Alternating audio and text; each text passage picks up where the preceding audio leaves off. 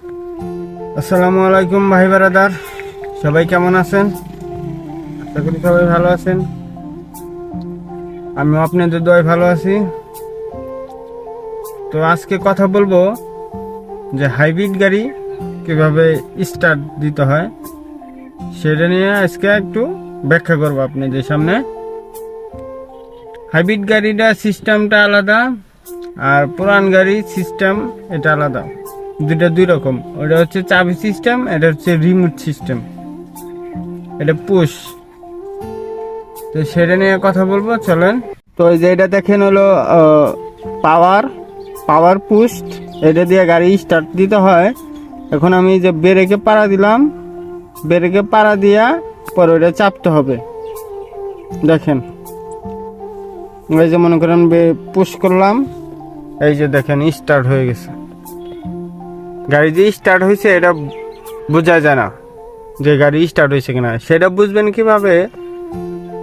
সেটা বুঝবেন হচ্ছে ওই যে একটা লেখা দেখতে পাচ্ছেন, রেডি লেখা, একটা লেখা আছে, এই যে দেখেন রেডি লেখা, এই যে এই লেখাটা দেখলে বুঝতে পারবেন যে গাড়ি স্টার্ট হয়েছে। এই লেখাটা যদি থাকে তাহলে বুঝতে পারবেন স্টার্ট হয়েছে গাড়ি।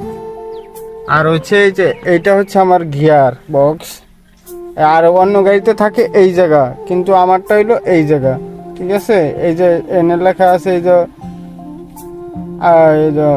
পিছনে নিতে হলে আরে দিতে হবে, মানে উপরে, এই যে উপরে দেখলে এই যে দেখছেন ক্যামেরা চলে আসছে। এই যে উপরে যদি দেন তাহলে ক্যামেরা চলে আসবে।